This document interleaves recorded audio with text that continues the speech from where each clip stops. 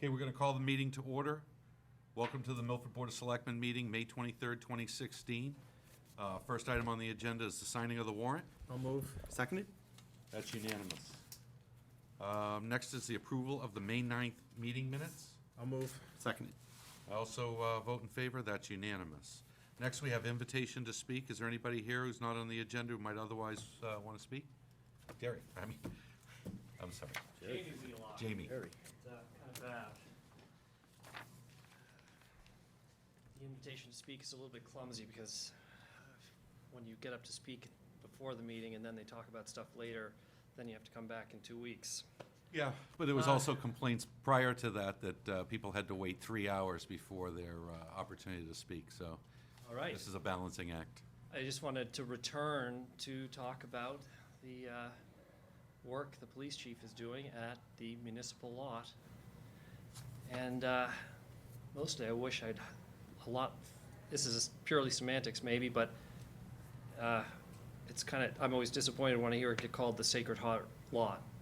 I know part of that land belongs to Sacred Heart, but part of it is the municipal lot, and it would be dynamite to refer to it as the municipal lot, or maybe it has a more specific name. That's a petty complaint, maybe. I'm really surprised the police chief still thinks it's hard to figure out what a one-ton truck is. The town has a bunch of automatic license plate reading machines. They'll tell you exactly what those tags are attached to. Also, it's not actually that hard to tell what a one-ton truck is, even though he's claimed multiple times that it's too hard. Okay. But That's just surprising. You don't have any complaints against the chief, right? So why don't we get to the meat of what you... He's made a point of saying how complicated it is to figure out what a one-ton truck is, and I don't actually think it is that hard. Okay, so you differ. Yes. Okay. And the town has equipment that tells you exactly what that vehicle is. So, like I said when I spoke previously, there's at least 18 to 20 vans in that one lot, and then there's another 8 to 10 behind Main Street. I don't know what they call that lot, behind MPAC and stuff.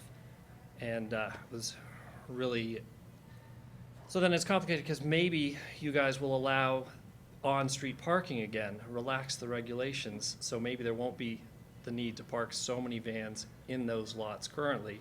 But you did talk about allowing 10 vans to park in those lots.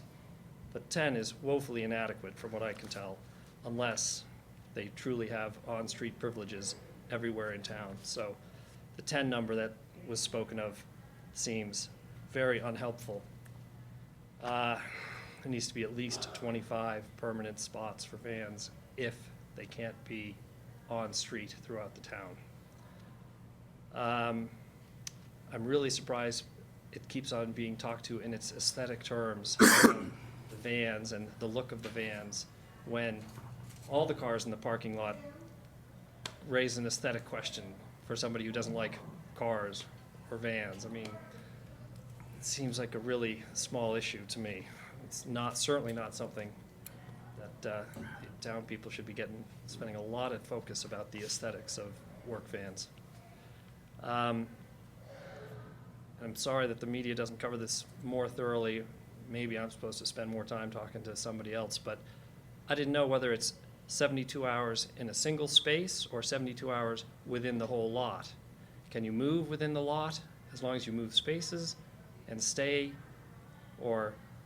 So that wasn't covered very specifically, what the 72 hours issue was.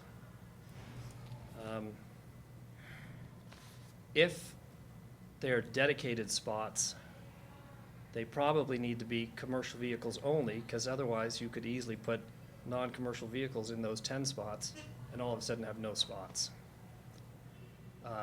So I'm hoping that they're not specific spots that they can only park in, that they could easily get pushed out of by non-commercial plated vehicles. Does that make any sense? Yeah, I think the last I read was first come, first serve. But if there's only 10 spots and there's a need for 30, allowing anybody to park in the exclusively commercial spots I understand your point. could quite easily be used to push the commercial vans out of the lot. Right. There's plenty of room in all the parking lots for the currently less than 30 vans. This is way more attention devoted to this issue than is required. Okay. Possibly, an effort could be made to coordinate the parking efforts, because I do believe that in the wintertime, plowing those lots could be trickier with a variety of vans parked in the miscellaneous places. But as long as our season is, that's not even a huge issue. So I just hope that the selectmen and whoever's going to think about it will be way more thoughtful about how this is going to affect a variety of people beyond the aesthetics of what it looks like to have vehicles parked in a municipal lot. Okay. All right, Thank you. thanks. Thanks, Jim. Okay, we have no public hearings or scheduled appointments. Rick, do you have anything for town administrators report? No, I do not, Okay. Mr. Chairman. Yeah, this is intended to be a brief meeting before town meeting. We try to move that along. We've got the minutes covered. Next item on the agenda is a gift by Ronald and Lena Jenks for $25. I'll move. Seconded.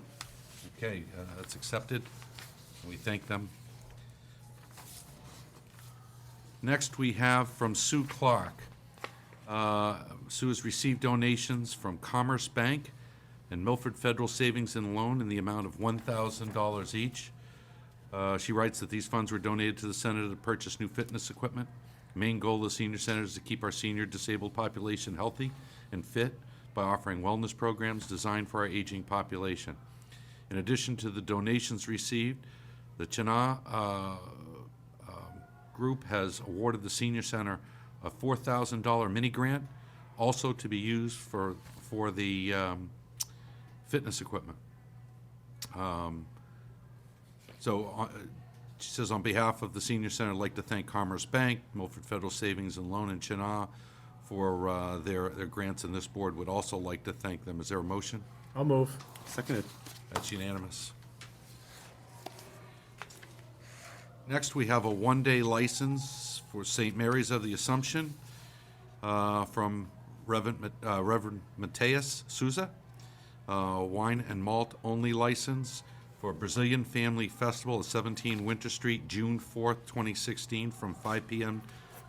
to 11 p.m. Motion? Seconded. That's unanimous. Next, we have a permit to obstruct application for the same function, and that's 5 to 11, and the permit to obstruct is for Winter Street between Main and Granite. Motion? Seconded. That's unanimous.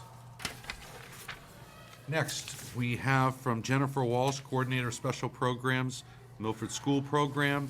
On behalf of Community Programs, she'd like to request permission for their annual road race to benefit the Milford Special Olympics on Saturday, September 17th at 9 a.m., and they'll be starting at the back of the school. Is there a motion? I'll move. Seconded. I'll also vote in favor. That's unanimous. One other item of old business that I'd like to bring up. We received a letter today from MWRTA Administrator Ed Carr.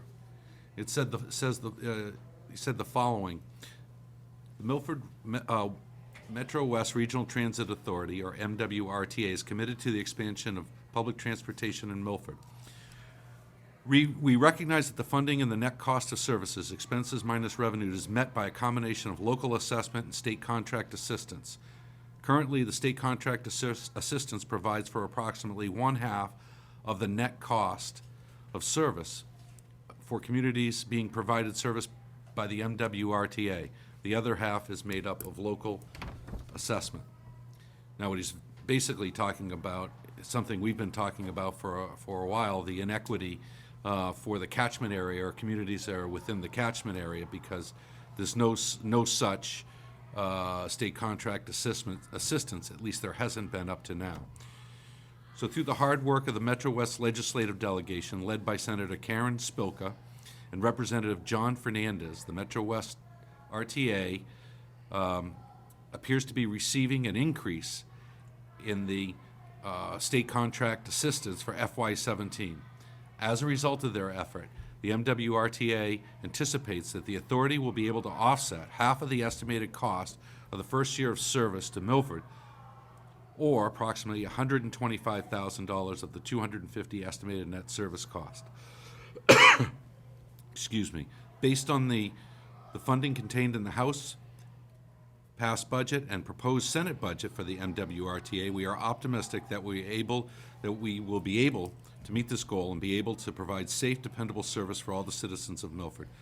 And he says, please feel free to contact me if you have any questions. So with that in mind, is there a motion? I know we have in a few minutes annual town meeting where we're going to be going for our budget authorization for our article. Is there a motion that we reduce that amount given the MWRTA's anticipated budget increase and their very generous offer to offset our cost by $125,000? Yeah, Mr. Chairman, I would certainly make that motion and also commend Representative Fernandez. This is something that he has been talking about since the beginning of the discussions with MWRTA, and he was very influential in persuading, Sure. the officials from MWRTA to recognize that state contract assistance and apply it to the Milford situation.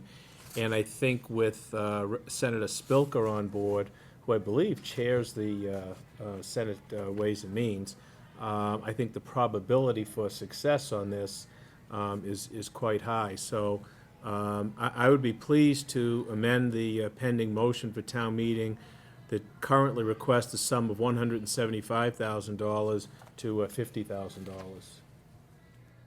Gladly second that. And just so people at home understand, Mr. Chairman, the number went from $250,000. We received a $75,000 grant from Chana 6. And now with this additional funding, we've gone down to $50,000.